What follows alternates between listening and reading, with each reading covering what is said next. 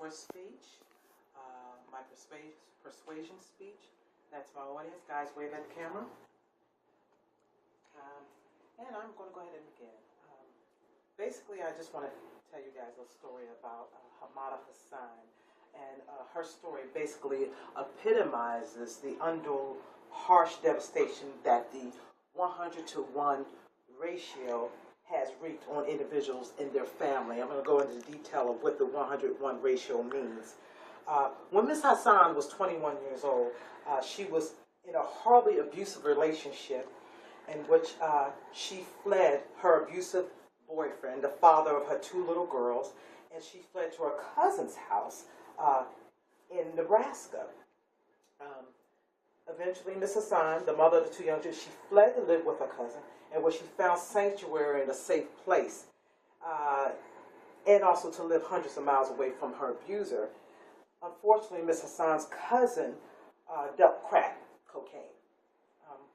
With only few resources and indebted to her cousin for helping her escape her abusive relationship, Ms. Hassan agreed to run various errands and transfer some money in connection with her cousin's drug trafficking.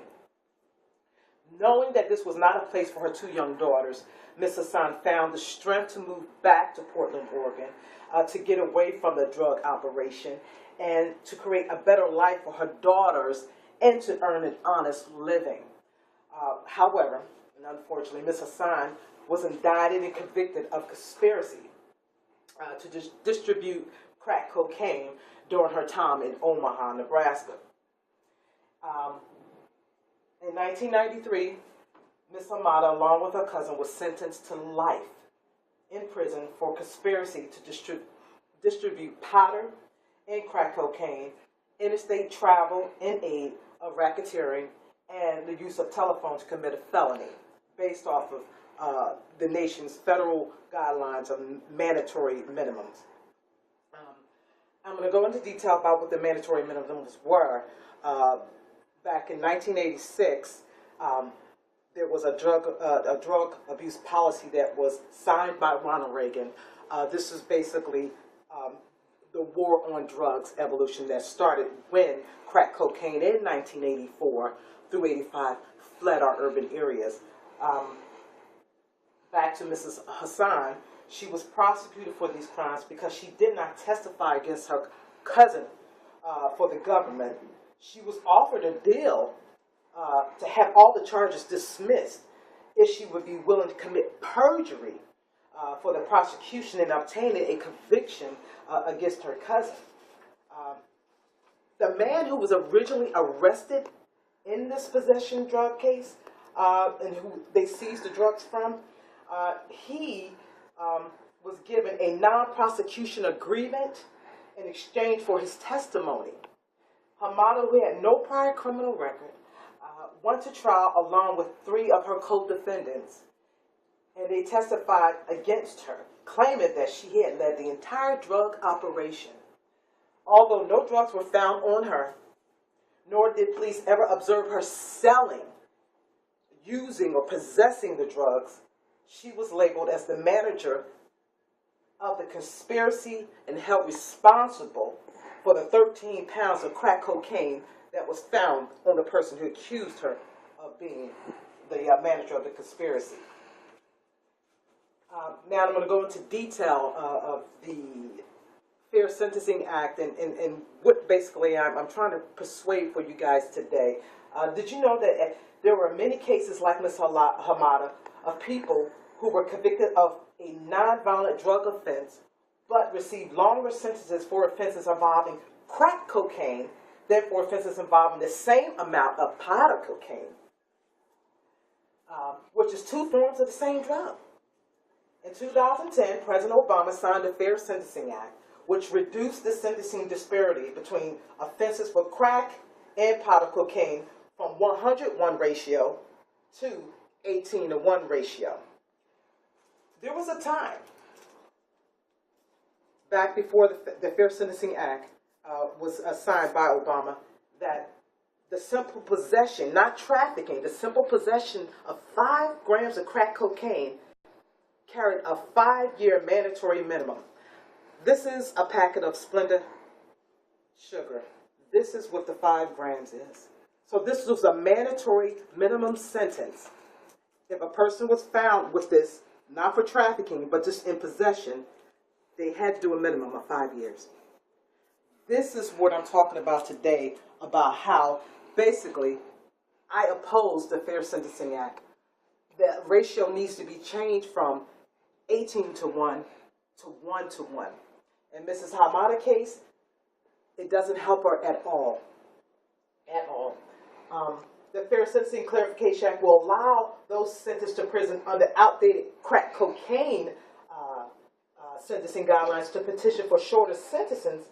But although the Fair Sentencing Act is a great step towards fairness, the 18-1 ratio still compromised and still reflects outdated and discredited assumptions about crack cocaine. The only way that Hamada Hassan can be released is if the ratio is changed from 18-1 and 1-1, or if the president pardons or commutes her sentence. So I fully oppose the Fair Sentencing Clarification Act because it will not set Hamada Hassan free. Who here has been personally affected by a family member or friend who has come to crack cocaine addiction? I want to persuade you, audience, that Congress should reduce the sentencing disparity between the offenses for crack and cocaine powder ratio from 18-1 to 1-1. This right here basically is necessary to correct our criminal justice system and to set people like Hamada Hassan free.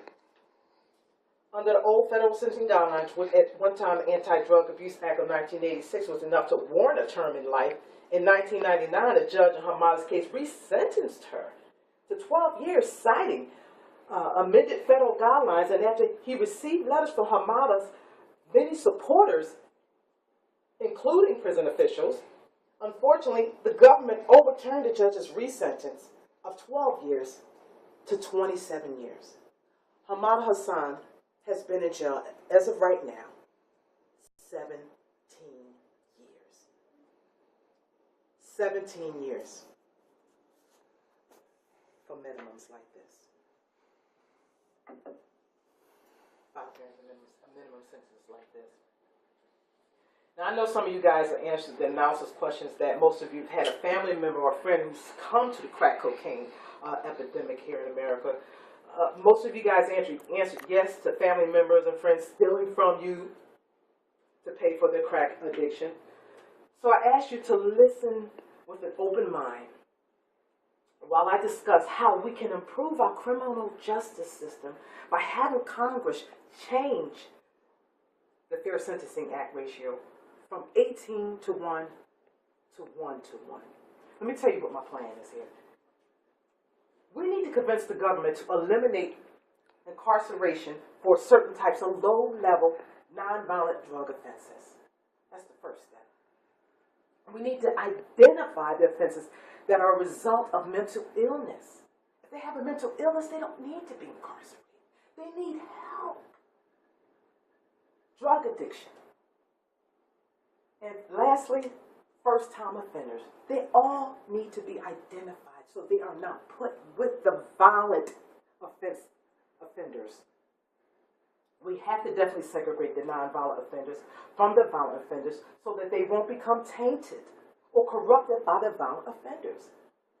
We have to also identify those who continue to pose a threat to society and those who are ready to re-enter society, like Hamada Hassan.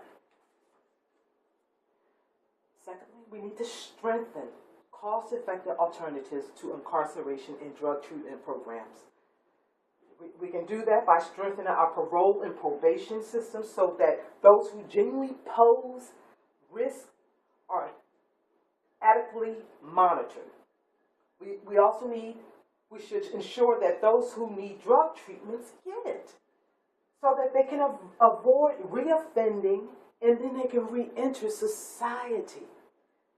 We must stop wasting money by imprisoning low-level offenders like Hamada Hassan and instead reserve our prisons for high-level offenders. whole practicality of this whole thing is basically distinguish between the people currently in prison who continue to pose threats to safety and those who are ready to re-enter the society.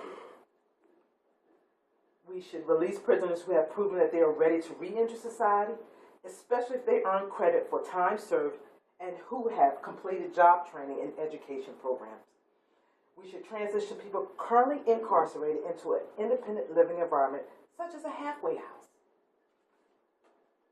In my conclusion today, ladies and gentlemen, people like Hamada Hassan serving excessive sentences for crack cocaine, a tool to fight their incarceration, this bill needs to be changed.